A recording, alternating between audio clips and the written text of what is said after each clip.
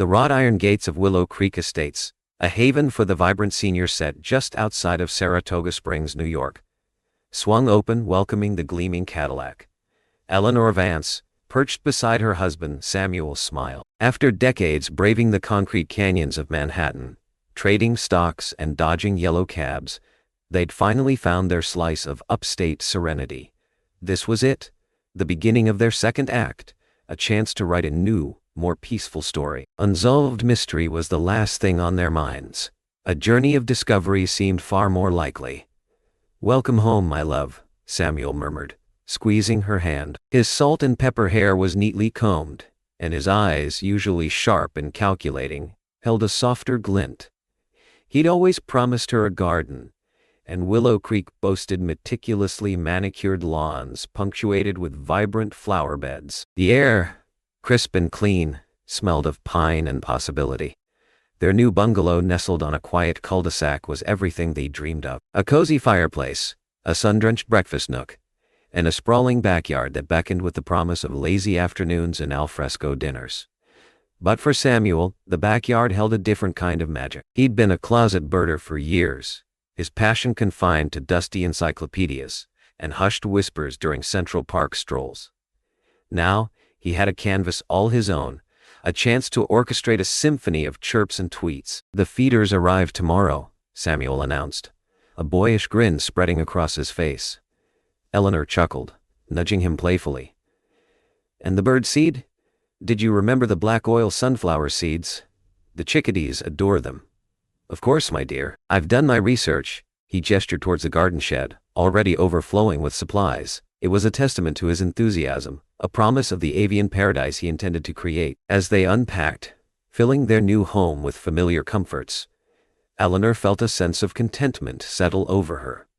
The city, with its relentless energy and demands, seemed a distant memory. Here, in Willow Creek, surrounded by the rustling leaves and the promise of birdsong, they could finally relax, rediscover themselves, and maybe even find that thrilling story they had been searching for, just not in the way they expected. They thought they were entering a chapter of quietude, but the stage was already being set for a conflict that would shake the very foundation of their hard-earned tranquility. The first week at Willow Creek unfolded like a scene from a Norman Rockwell painting. Sun-drenched mornings were punctuated by the delicate calls of songbirds, afternoons were spent tending to their fledgling garden, and evenings were enjoyed on the porch swing, lemonade in hand. Samuel, true to his word, had transformed their backyard into a haven for feathered friends.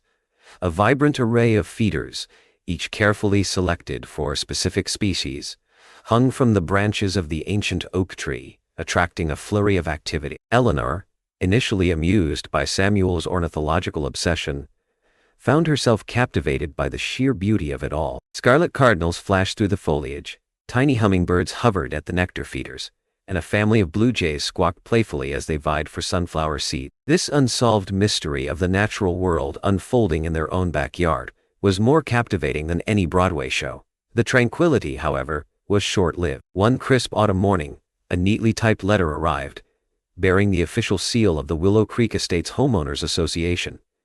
Eleanor, with a sinking feeling, recognized the stark impersonal font. "Oh dear," she murmured, handing the letter to Samuel. The contents were as unwelcome as a January blizzard.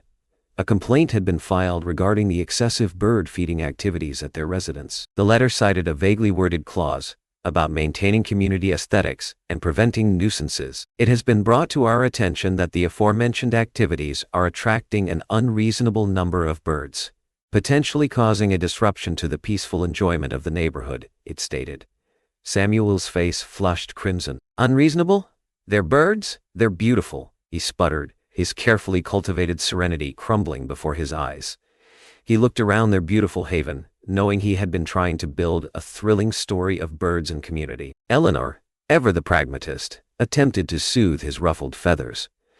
"Let's not jump to conclusions, dear. It could be a simple misunderstanding." The letter didn't specify the complainant, but a quick glance across the manicured lawn revealed the source of their discontent. George and Martha Harrison, their neighbors to the right, stood on their porch, their arms crossed, and their expressions as sour as unripe lemons. George, a retired accountant with a meticulously trimmed mustache, glared with particular intensity. Martha, her face pinched and tight, clutched a watering can as if it were a weapon. It was clear this was no journey of discovery, but the beginning of a battle. Perhaps a little chat is in order, Eleanor suggested, forcing a smile. Samuel, however, remained unconvinced. He knew, deep down, that this was more than just a simple disagreement. This was a challenge to his newfound peace, a threat to the avian paradise he had so carefully created. The seeds of discontent had been sown, and the harvest was sure to be bitter. Eleanor, ever the diplomat, decided to take the initiative. Armed with a freshly baked apple pie, she approached the Harrisons' porch the following afternoon, Samuel trailing reluctantly behind. The pie, she hoped, would serve as an olive branch, a gesture of goodwill in the face of their neighborly dispute. "George!" "Martha," Eleanor greeted, her voice bright and cheerful, though her smile felt forced. "We wanted to clear the air about the HOA letter. We're happy to make some adjustments to appease your concerns." George Harrison, however, remained unmoved. His steely gaze pierced through Eleanor's forced pleasantries. "Appeasement is not what we're after, Eleanor," he stated, his voice as crisp as a freshly starched collar. "We simply want you to adhere to the community standards.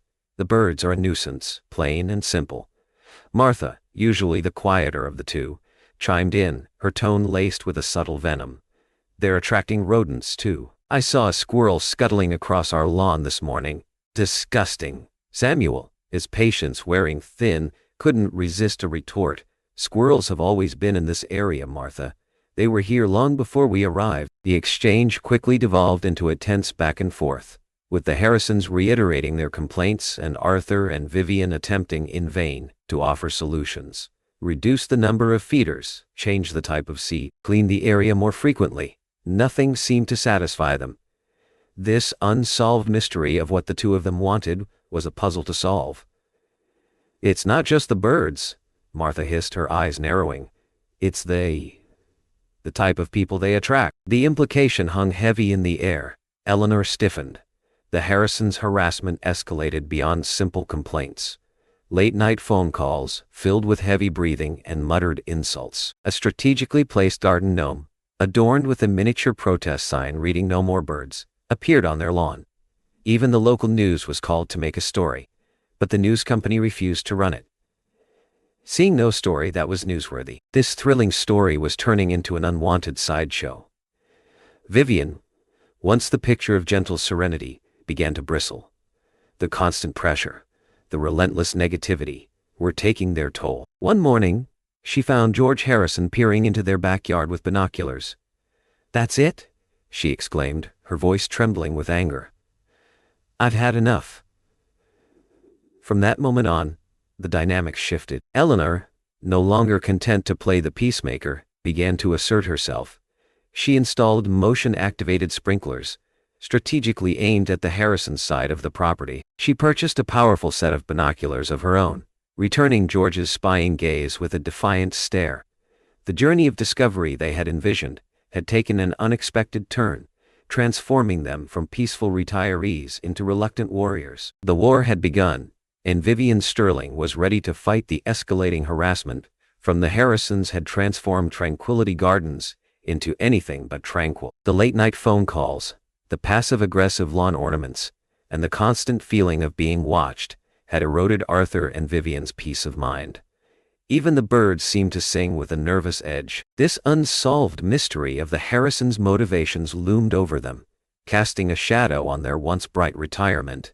Vivian, ever resourceful, suggested seeking legal advice. "We need to know where we stand," she insisted, her voice firm. "This HOA letter is vague and threatening. I'm not sure that this thrilling story has to end this way, or at all." Arthur, initially hesitant, agreed. He had always been a man of peace, averse to confrontation. But the Harrisons' relentless attacks had awakened a dormant sense of protectiveness within him, a determination to defend his and Vivian's hard-earned tranquility. He knew they had to take action, and that meant seeking professional help. They contacted Miss Evelyn Reed, a sharp, no-nonsense lawyer specializing in HOA disputes, recommended by a friend from their Manhattan days. Her office, located in a historic brownstone in downtown Saratoga Springs, exuded an air of quiet competence. As Arthur and Vivian recounted their ordeal, Ms. Reed listened intently, her expression impassive. "Let me see that HOA document," she requested, her fingers tapping a steady rhythm on her mahogany desk. After a thorough review, she leaned back, a hint of a smile playing on her lips. "Well, Mr. and Mrs. Vance, I have good news. This HOA covenant is about as airtight as a sieve. The clause they're citing is incredibly vague and open to interpretation. They have a case so weak, they are using it as a foundation for a house." Arthur felt a surge of relief. "So what are our options?" "We can fight this," Miss Reed stated firmly. "We can challenge the HOA's interpretation of the covenant and expose the Harrisons' harassment for what it is, a petty, personal vendetta." She explained that they could file a counter-complaint highlighting the Harrisons' disruptive behavior and the lack of evidence supporting their claims. She also suggested gathering statements from other neighbors to demonstrate that the bird feeders weren't causing a widespread disturbance. Ms. Reed was a champion on a journey of discovery. "It won't be easy or necessarily quick, but if you are going to battle, and you are in this long term, then let's prepare." "But are you in this long term?" Ms. Reed inquired. Arthur hesitated for a moment, glancing at Vivian. He considered the potential cost, the emotional toll, and the disruption to their peaceful retirement. But then he thought of the Harrisons' smug faces, their relentless attempts to control and intimidate. "Yes," Arthur declared, his voice resonating with newfound conviction. "We're in this for the long haul. We will find where our new life is." The decision made, Arthur felt a weight lift from his shoulders. He wasn't just going to passively endure the Harrisons' attacks. He was going to fight back, not just for himself and Vivian, but for the principle of defending their right to enjoy their own property in peace. From that moment on, Samuel Vance was no longer a timid retiree. He was a man on a mission. The seeds of discontent had sprouted, and a legal battle was about to bloom. With Ms. Reed's guidance, Arthur embarked on a delicate mission, rallying support from his neighbors. He knew that first-hand accounts of the Harrisons' behavior would be invaluable in bolstering their case against the HOA. However, he also knew that approaching his neighbors, particularly those who might be hesitant to get involved, required a careful and strategic approach. His first stop was Mrs. Peterson, a sweet elderly woman who lived across the street. She was known for her vibrant flower gardens and her cheerful disposition. Arthur, carrying a bouquet of freshly cut roses from Vivian's garden, hoped to appeal to her sense of neighborly camaraderie. "Mrs. Peterson, I wanted to chat with you about the Harrisons. They have a habit of causing problems." Arthur asked nervously. "Oh dear," Mrs. Peterson sighed, her eyes clouding with a familiar weariness. "You've had a run-in with George and Martha, have you? You are in for a journey of discovery." It turned out that she'd had her own share of skirmishes with the Harrisons, stemming from a dispute over a misplaced property line marker and the height of her rose bushes. Arthur was not the unsolved mystery she had to figure out. She already knew. "It's nothing new for them, dear. I was always told they had a sad past." The next day, Arthur and Vivian went to go talk with a few other neighbors. He met with Mr. Johnson, a retired history professor, and Mrs. Davis, a former librarian. Each conversation painted a similar picture. The Harrisons, while outwardly respectable, had a long history of petty grievances, rigid enforcement of community rules, and a tendency to escalate minor disagreements into full-blown feud. It was a thrilling story, a long and boring one, about how annoying two elderly people could be. Mr. Johnson even recounted an incident where George Harrison had threatened to sue a previous neighbor over the color of their mailbox. He claimed it clashed with the aesthetic harmony of the neighborhood. Mr. Johnson chuckled, shaking his head in disbelief. The poor fellow ended up moving rather than dealing with the hassle. The weight of these stories settled heavily on Arthur's shoulders. He realized that their conflict with the Harrisons wasn't an isolated incident. It was part of a larger pattern of behavior, a testament to their need for control and their inability to tolerate anything that deviated from their rigid worldview. However, amidst the unsettling revelations, Arthur also found a sense of hope and camaraderie. Each neighbor he spoke with expressed their support for him and Vivian, offering to write statements and testify on their behalf if needed. They too were tired of the Harrisons' antics and were eager to see them held accountable. It was as if their collective frustrations had found a voice in Arthur and Vivian's fight. "We're all behind you, Arthur," Mrs. Davis assured him, patting his hand reassuringly. "It's time someone stood up to those bullies. Arthur and Vivian had been new in town. They were the unsolved mystery, and they were ready to solve the mystery of those that were already there. He realized he wasn't alone in his struggle, and that support gave him renewed strength and resolve. The seeds of discontent, initially sown by the Harrisons, were now beginning to blossom into a unified front, a community united against tyranny. The news of Arthur and Vivian's efforts to gather support spread through Willow Creek like wildfire, reaching the ears of George and Martha Harrison with alarming speed. Their response was swift and predictable. A calculated campaign of escalating harassment, designed to intimidate and demoralize. The unsolved mystery was no longer what the Harrisons wanted. The thrilling story had already begun. The passive-aggressive tactics escalated into outright acts of hostility. The Harrisons began playing loud classical music at odd hours, strategically positioning their outdoor speakers to amplify the sound towards the Vances' property. They started burning pungent citronella candles, claiming the smoke kept away mosquitoes.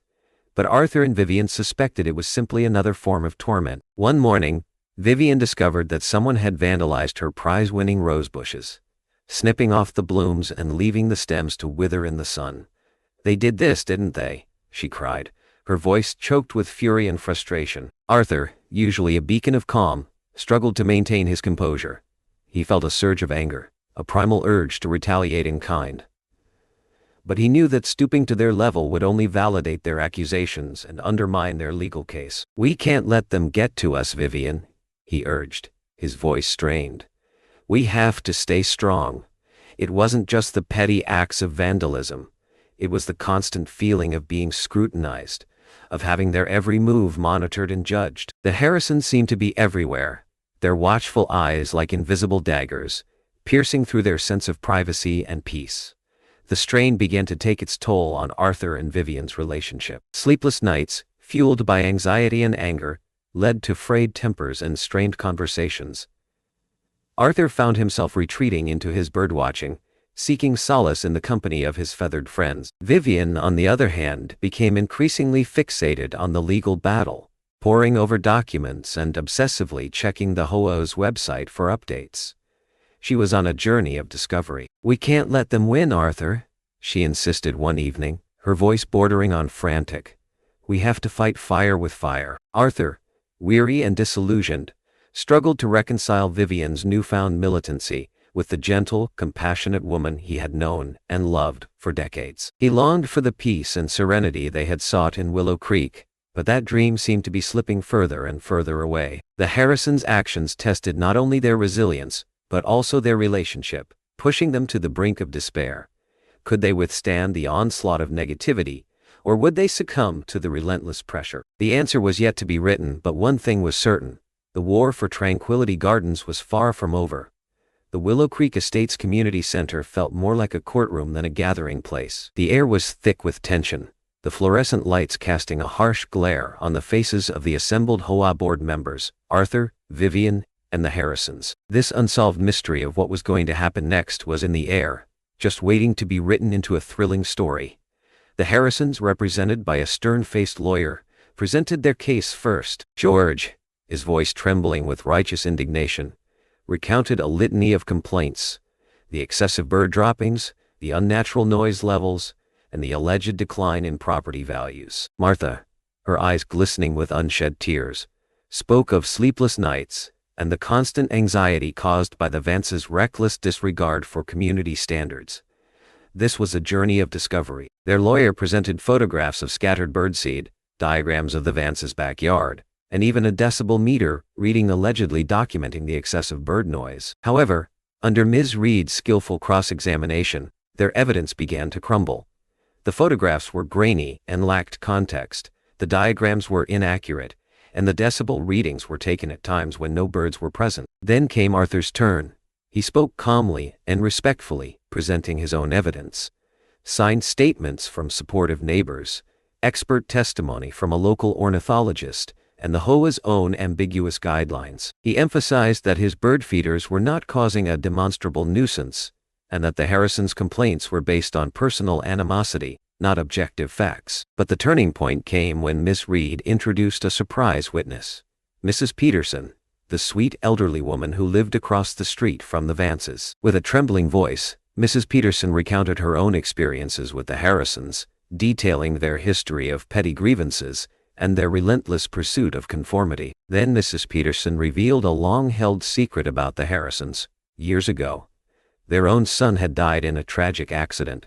He was a bird watcher too, and a bird feeder had somehow been involved in the circumstances of the accident. Their animosity came from grief. It made the thrilling story they were telling tragic. As she spoke, a hush fell over the room. The Harrisons, their faces ashen, sat in stunned silence.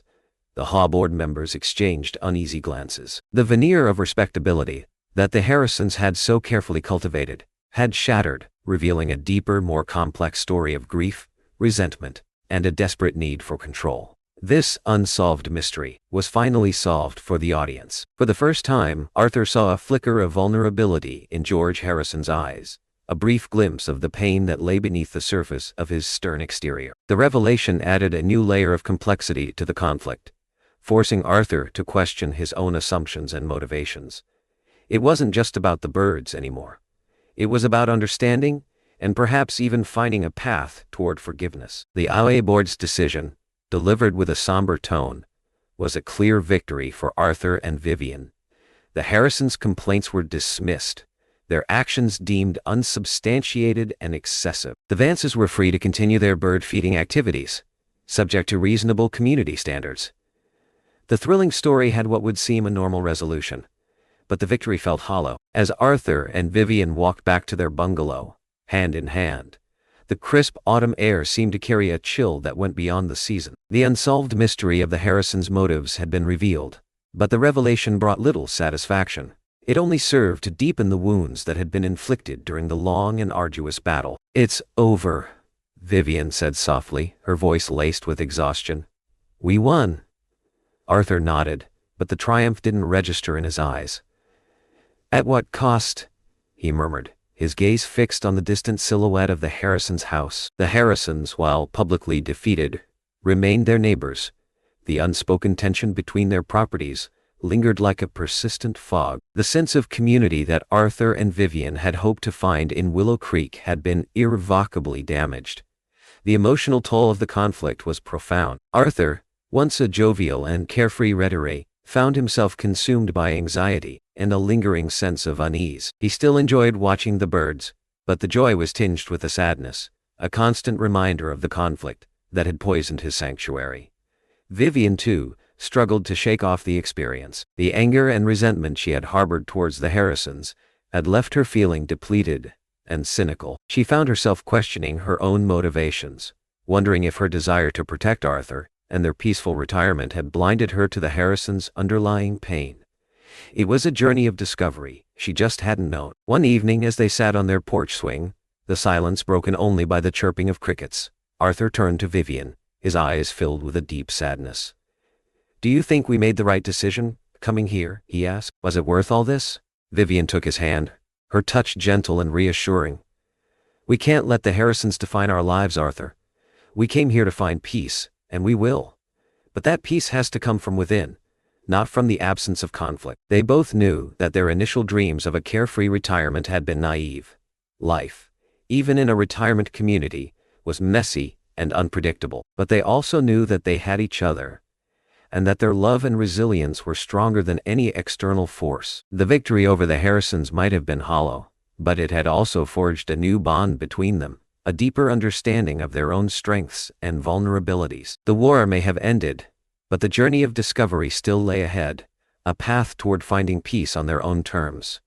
The silence between the Vance and Harrison properties remained, a stark reminder of the conflict that had consumed their lives. But Arthur and Vivian resolved not to let it define them. They began a conscious effort to rebuild, focusing on their emotional and physical well-being, and actively engaging with the wider Willow Creek community. The unsolved mystery they now focused on was healing. The thrilling story was a new one, with new beginnings. Arthur returned to his birdwatching with renewed passion, finding solace in the predictable rhythms of nature. He expanded his feeders, attracting a wider variety of species, and started documenting his observations in a detailed journal. He wanted to see the beauty in birds during his journey of discovery. Vivian, needing a different outlet, threw herself into community activities. She joined the Willow Creek Gardening Club, transforming a neglected patch of land into a vibrant oasis of flowers and herbs. She also started volunteering at the local library, sharing her love of literature with other residents. They also made a point of reaching out to new members of the community, welcoming them with open arms and sharing their experiences, both good and bad. They organized potlucks, game nights, and even a birdwatching tour, fostering a sense of connection and camaraderie. The unsolved mystery that Arthur and Vivian found during their tour allowed them to get to know the new members better. Slowly, painstakingly, they began to rebuild their lives, brick by brick.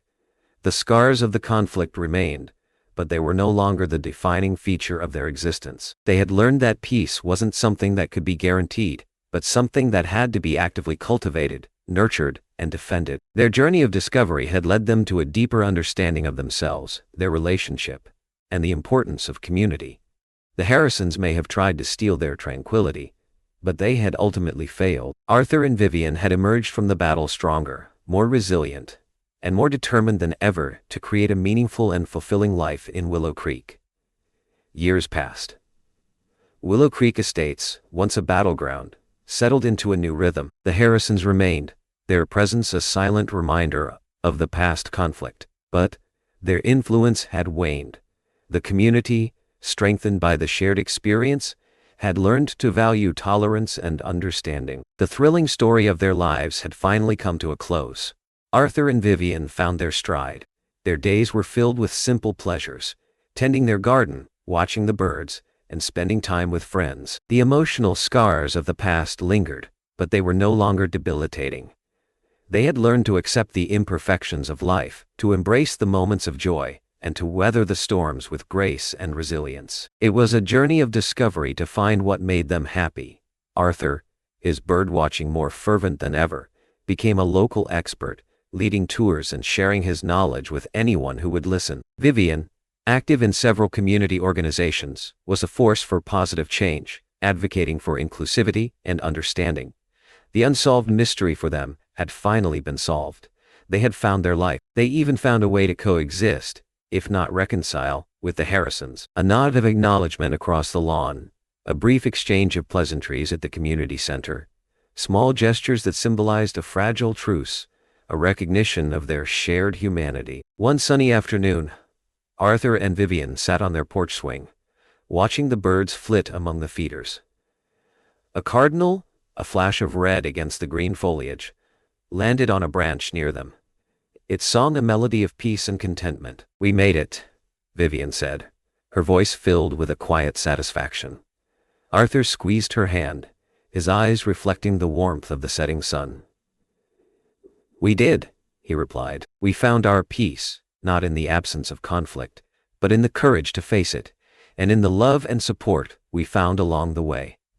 Willow Creek Estates was never going to be the idyllic paradise they had initially envisioned, but it was home. And in that home, surrounded by the beauty of nature and the bonds of community, Arthur and Vivian had created a new normal, a life filled with purpose, meaning, and, ultimately, peace. The tale of Arthur and Vivian's retirement reveals potent life lessons about resilience, community, and inner peace. Their journey highlights that life, even in supposed serenity, will inevitably present challenges. Therefore, expecting a completely conflict-free existence is unrealistic. Instead, cultivate the inner strength to face difficulties head-on, drawing upon personal values and inner conviction to defend your boundaries. Next, the story underscores the importance of community, showcasing that true connection is built on mutual support and shared experiences, not enforced conformity. Actively seek out meaningful relationships and contribute positively to your community, fostering an environment of understanding and acceptance. Conversely, if faced with toxic individuals, don't hesitate to stand up to bullying behavior, recognizing that your voice and experience can inspire others. Finally, and most importantly, the narrative emphasizes that true peace arises from within. External circumstances may be disruptive, but by focusing on inner resilience, cultivating self-awareness, and nurturing meaningful connections, we can find contentment and purpose, regardless of the challenges we encounter. Seek out sources of joy, such as nature, hobbies, or meaningful work, and remember that personal growth is a continuous journey of discovery. and never an unsolved mystery. Embrace the inevitable ebbs and flows of life, knowing that inner peace is a constant and attainable, with enough courage.